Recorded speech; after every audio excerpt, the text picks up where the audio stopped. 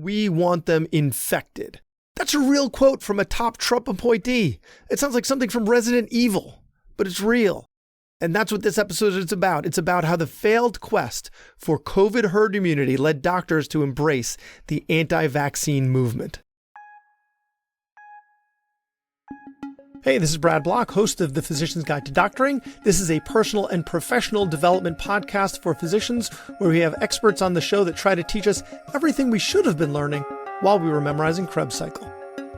We talk a lot about side gigs on this show. So if your side gig or even your main gig is a medical technology product that you want to pitch, or you're even in the early stages of product development, you could benefit from consulting with Charm Economics. They use government data, peer-reviewed journals, and trade literature to support and enhance your business model at all stages. Whether in early stage pitch deck creation, return on investment modeling, or peer-reviewed article production, they can help. See how Charm Economics can transform your business development today, so you can focus on building your product, growing your network, and implementing your vision. Check them out at charmeconomics.com. Dr. Jonathan Howard, thanks so much for coming back on the podcast. Again, I think you might be the guest with the most episodes at this point. This is episode number 3. Woohoo! I'm number one. Thanks for having me back. I appreciate it. I always enjoy talking to you. For those who haven't heard you on the previous episodes, or just a brief introduction, both of us are actually on staff at NYU. I'm at NYU Long Island. You're at NYU Bellevue, where you are double boarded in both neurology and psychiatry, and the bulk of your practice is MS. And you're also a frequent contributor to Science-Based Medicine, which is a great blog. We cover some stuff that they've covered there, or at least I aspire to make sure we're doing everything by the book.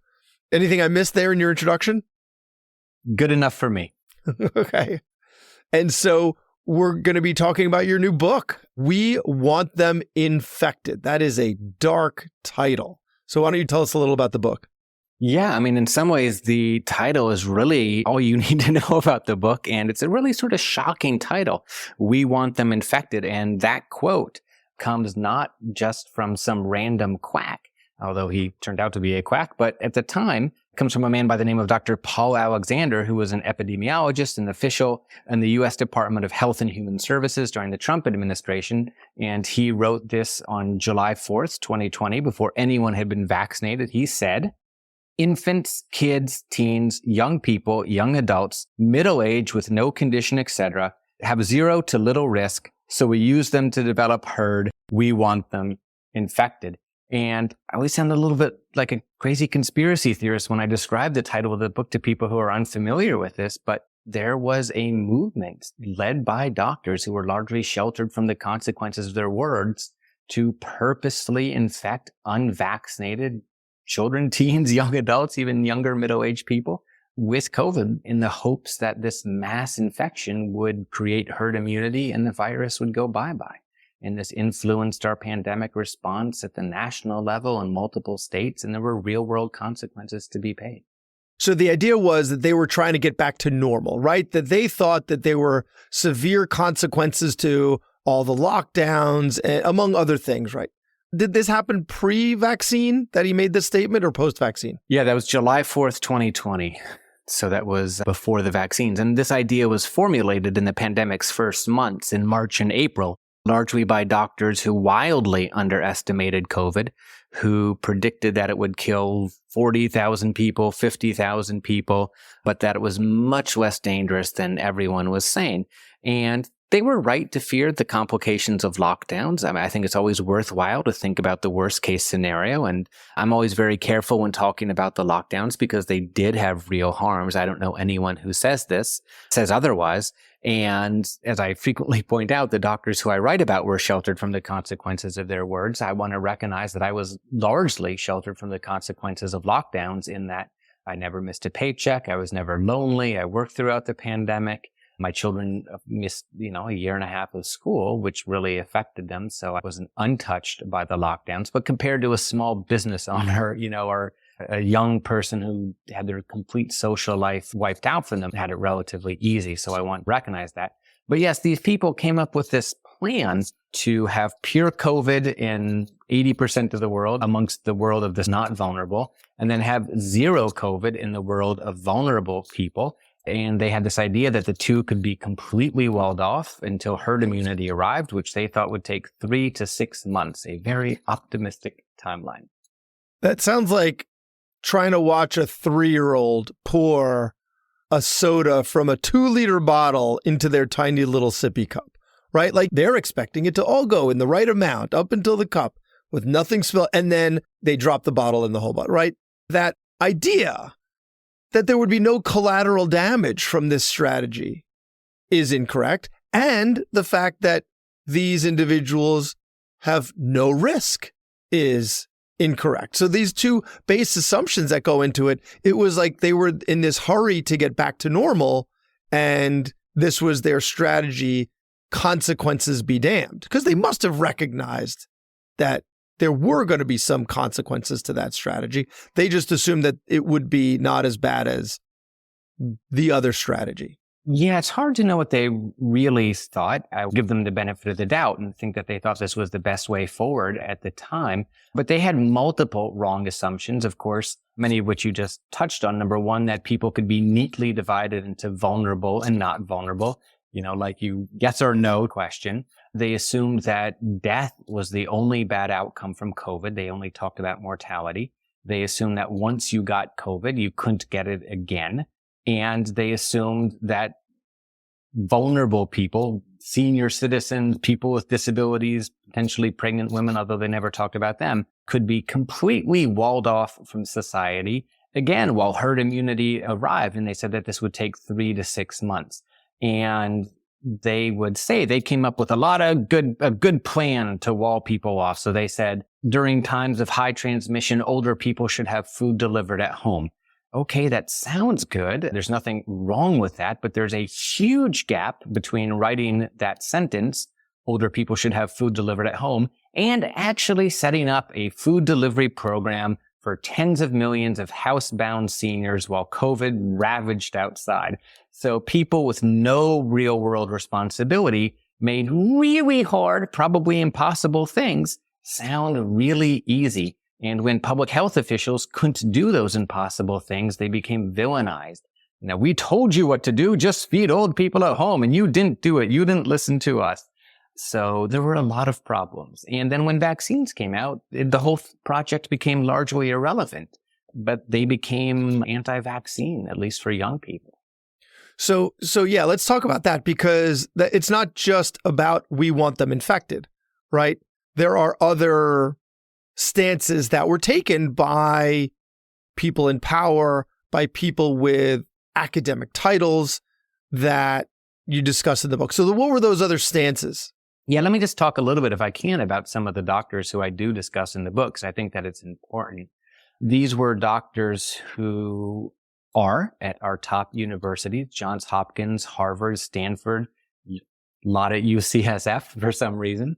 They were widely respected before the pandemic. I don't think any of them were exactly household names like Anthony Fauci, although he probably wasn't a household name before the pandemic either. And I don't think he wanted to be. He didn't live that life and then thrust upon him. Yeah. But anyways, there was a Nobel Prize winner, some of the most famous and decorated scientists in the country, and others were just very well-respected professors. These doctors mixed good advice with bad advice. So all of the anti-vaccine doctors who I was interested in before the pandemic, names like Kelly Brogan, Andrew Wakefield, Sherry Tenpenny, I mean, they went completely off the walls during the pandemic, saying vaccines would make you magnetic. Oh, right. Tenpenny. Interesting that her name is Penny in it and not magnetic. And she thought, like, she was the one that on television, right, stuck something to her face to show the magnetism. Or one of her acolytes did. Yeah. And now she's advising RFK Jr., but that's another story. But a related story. We could circle back to that because it is related, actually. And my old friend, Kelly Brogan, the only doctor in the book who I met, who doesn't believe HIV causes AIDS, doesn't believe SARS-CoV-2 causes COVID. So these people... Wait, Kelly Brogan, sorry, but you mentioned the name. You've got a connection to her. What is that connection? So she was my introduction into the anti-vaccine movement because we trained together at NYU. And after she left, she started posting on Facebook these wildly crazy anti-vaccine sorts of things. But I was vaguely aware of the anti-vaccine movement, but it became a source of fascination to me that a very smart person, she went to MIT, she went to Cornell, and I worked with her, she was smart, could fall for these ideas. And the first few times I encountered these anti-vaccine arguments, I didn't know how to refute them. I didn't know what they weren't telling me. I didn't know what facts they had gotten wrong. I completely underestimated their mendaciousness. I think I pronounced that right. Anyways, their ability to lie. So, for example, her ex-husband, a man by the name of Sayer G, who runs a anti-vaccine site called Green Med Info, put out this list of 200 evidence-based reasons not to vaccinate your children. He did this in 2014. And I read some of them, and they had titles like, a measles outbreak occurred in a highly vaccinated population. Okay, so I go to read the original paper, and he had rearranged the words, essentially. And the actual title was, I don't remember it exactly, but a measles outbreak occurred in a highly vaccinated population due to pockets of undervaccination. So what it was saying, if you have a city where 95% of the kids are vaccinated, but the 5% of unvaccinated kids all live in the same neighborhood, you can still have a measles outbreak. So you can have pockets where herd immunity doesn't exist anymore. So anyways, thanks to her, I learned all that I could about the anti-vaccine movement. And so I think that prepared me very well for this moment. But the doctors who I discuss, back to that and why they're different than her, is they mix good advice with bad advice. So they recognize that an 80-year-old with, heart disease and cancer better avoid COVID and do everything they can and get every single vaccine. And unlike Kelly Brogan, they had a huge influence. So Kelly Brogan primarily spoke to people who were unlikely to get vaccinated in the first place, people who trusted her before the pandemic. These doctors were all over Fox News, the Wall Street Journal, the Atlantic, the Washington Post, CNN. They testified before Congress. They advised, especially through Scott Atlas, Donald Trump. They advised Ron DeSantis. They advised the governor of Virginia, Glenn Youngkin. So they were very influential, and they have a huge social media followings. So, and again, I think their ability to mix good advice with bad advice made them seem very trustworthy, and they could speak in very scientific jargon. That's interesting, the approach of mixing the good advice with the bad advice, right? Because people like Kelly Brogan, most people are going to smell that something just isn't right, even if they're not, if they're an English major who hasn't taken a science class since high school, they're just going to recognize how fringe she is, right? They're going to recognize how off the wall. Right. She was posting, these very paranoid comments at the start of the pandemic, that this was all part of a dehumanization plot that preceded the Holocaust, this sort of stuff. Although some of the doctors who I discussed, the ones who are currently full professors at UCSF, started to echo that language and describe measures to control the virus as akin to what happened in Nazi Germany, and have embraced RFK Jr. to varying degrees, who regularly compares measures to control COVID, and even pre-pandemic, to the Holocaust, and has said appalling things like, at least Anne Frank could hide away in an attic. So she kind of had it better than people who couldn't go into Applebee's unless they showed a vaccine passport. Atrocious sort of things like that. So I think that some of the worlds have begun to overlap more recently in very scary ways. Yeah. Yeah, it is. It is. So some of these doctors are contrarians, right? Because they push back on the recommendations and they kind of help people find this middle ground. They're like, I believe in science, but, right? It helps them sleep at night because they're finding a way to make their worldview fit and yet not be seen as a quack, really. Yeah, I think that a lot of them before the pandemic made a career out of being contrarian, which is not a bad thing. We definitely need people to think differently, and some true pandemic heroes were, I won't necessarily call them contrarians, but people who thought differently. I'm thinking of this woman, Karina Carico, who was this mRNA scientist at the University of Pennsylvania, who apparently before the pandemic was just this random sort of scientist who got a little corner of some lab somewhere to do her obscure research, but never got a lab of her own or any funding or any recognition. But anyways, her work paved the way for the mRNA vaccines. Unlike all of the doctors who I discuss, She is extremely media shy when she became famous for about a week during the pandemic and then retreated back into the bubble from which she came because she said, I just enjoy doing science and that's all I want to do. And no one's ever heard from her since. Unlike these doctors who never turned down a media appearance and who have become social media and YouTube stars. So these doctors are contrarians, but in science-based medicine, you all are skeptics. So what's the difference between a skeptic and a contrarian? So that's a good question. I think the contrarian doctors, someone called it obligate contrarianism on Twitter, meaning they just feel the need to be a little bit different. So in the spring of 2020, when everyone was saying COVID was a big deal, they were saying, no, it's way overblown. When everyone else was saying, beware of the variants, they were saying the pandemic is ending.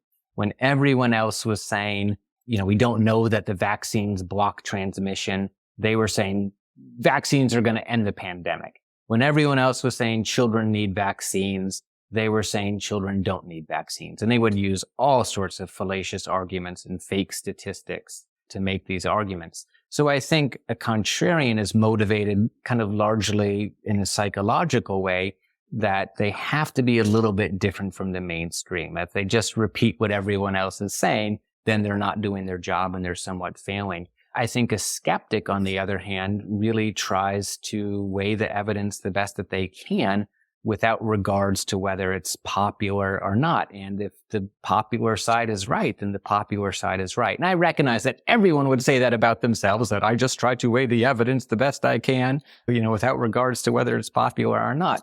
And I think another big difference is the openness to criticism and the openness to feedback.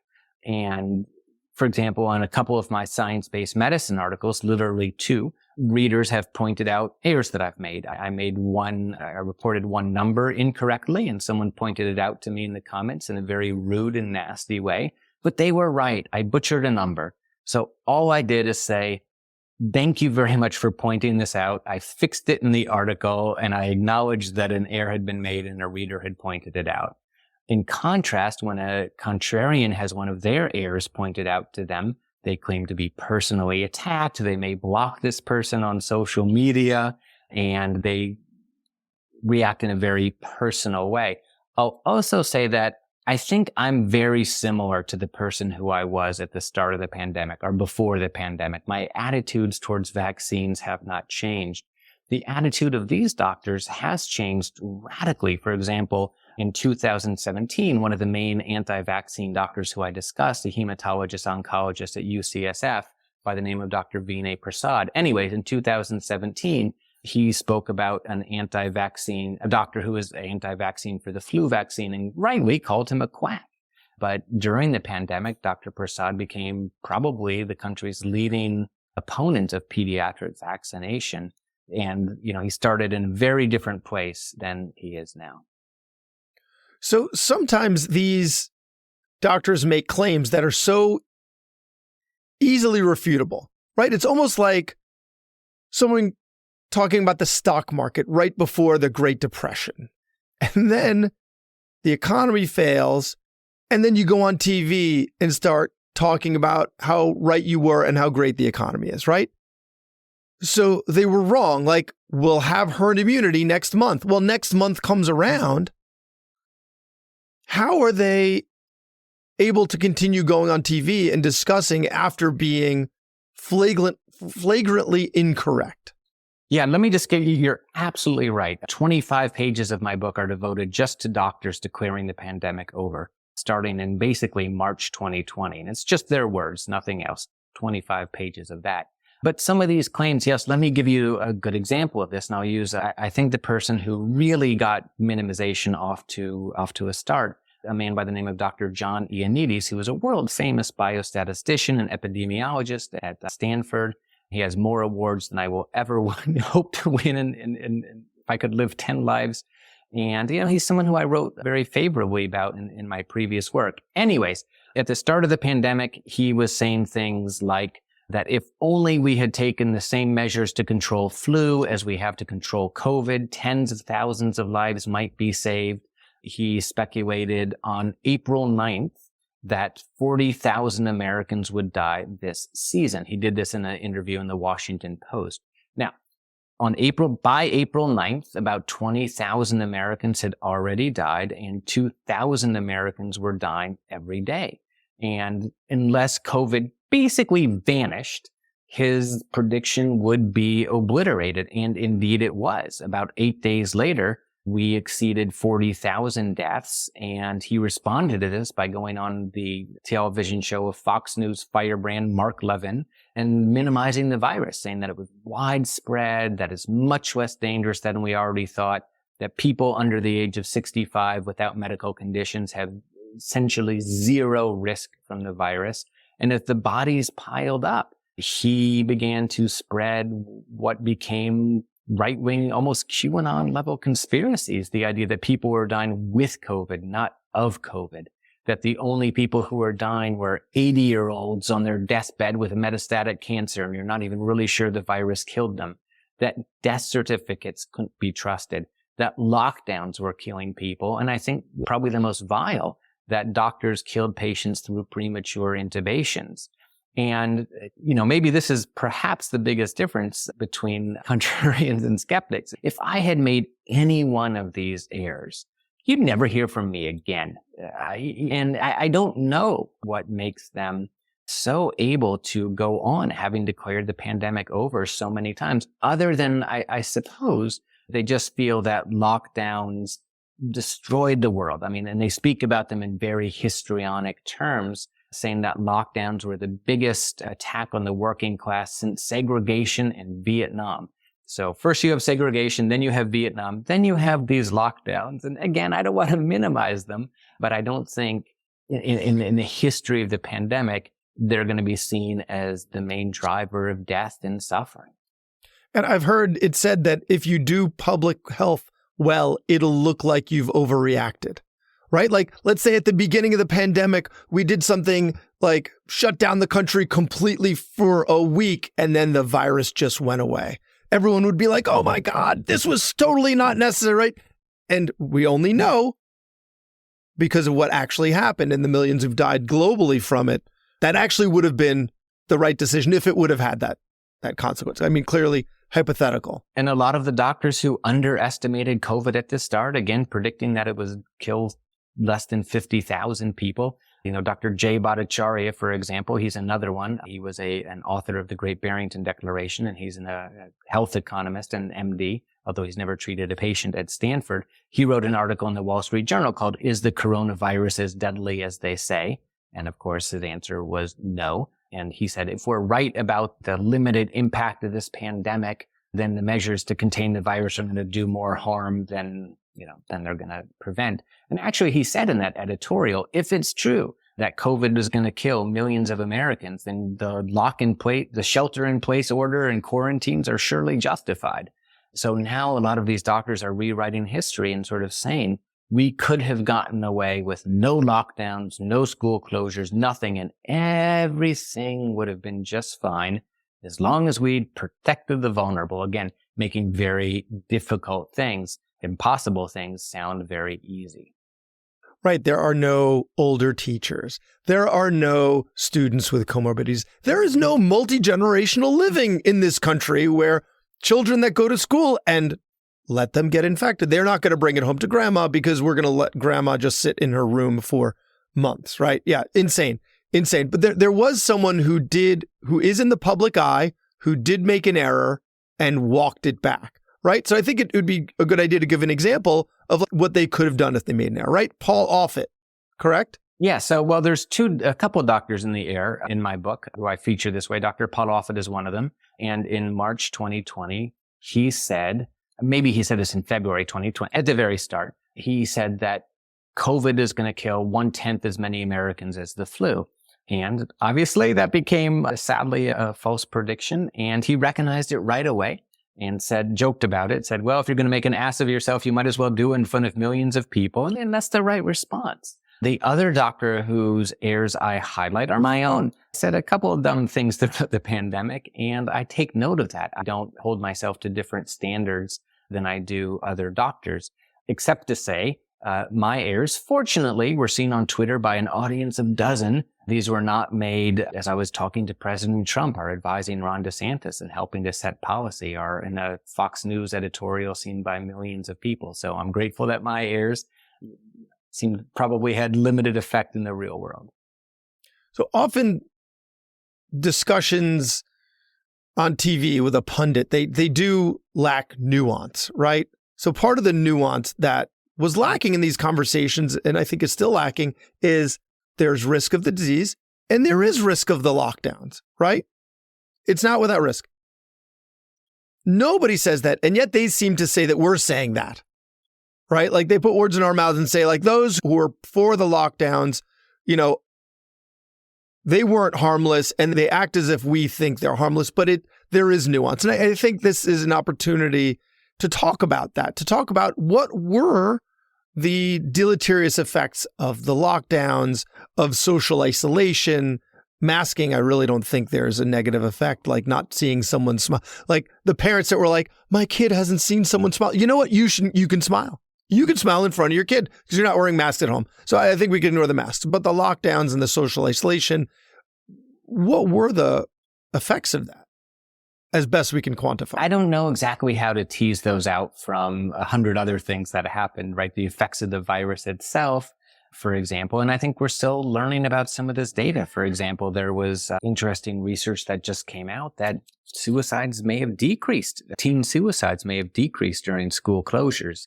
So I think that we're still learning about some of these effects. I think that a lot of these effects were short-term, weddings interrupted, schools interrupted, social networks interrupted, non-emergency medical care interrupted. So it definitely wasn't harmless. But again, I don't think it was as bad as Vietnam. I don't think it was as bad as segregation.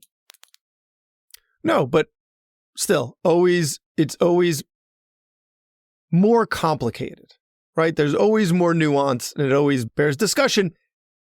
And we are discussing it. And it was always part of the equation for, I don't want to say it, but I'm going to say it, for the left, right? It seems like a lot of this was divided politically, left and right. Things became very political very quickly, unfortunately.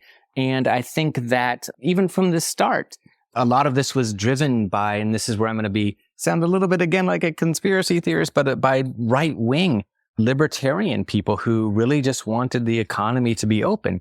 For example, a lot of our pandemic response was driven by a man by the name of Jeffrey Tucker, and he helped author and sponsor the Great Barrington Declaration, which is one of these sort of, they would deny this, but it was basically a let it rip proposal to treating the pandemic.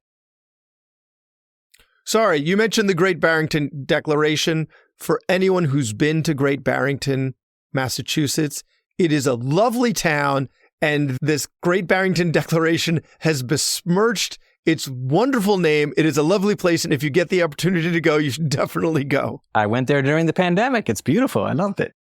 So, the Great Barrington Declaration is basically what we have been discussing, this idea that you could both identify vulnerable people and not vulnerable people, and that you could wall them off from each other while herd immunity arrived, a project that would take under 6 months. So they are claiming that had we done their proposal in October, when it was first published on October 4th, 2020, that the pandemic would have been over by April 2021. And they used that word, pandemic over, that it would have been over by April 2021 at the latest. And we never would have heard of Delta. We never would have heard of Omicron because we would have had herd immunity. I'm not really sure that they've walked that back and have become almost cheerleaders for the virus. Anyways, Jeffrey Tucker helped write this document, and he is a person who is overtly pro-child labor. Again, I sound like a kind of conspiracy theorist myself, but he wrote an article in 2016 called Let the Kids Work, which is exactly what the title suggests. And he suggested that children drop out of school to work at Walmart and Chick-fil-A, and these would provide wonderful jobs, and it would be much better than just sitting in a stifling, boring classroom day after day. He was also pro-child smoking. He thought children or teenagers could smoke and it would look cool and they would enjoy it. But cigarettes are not addicting. They don't take away free will.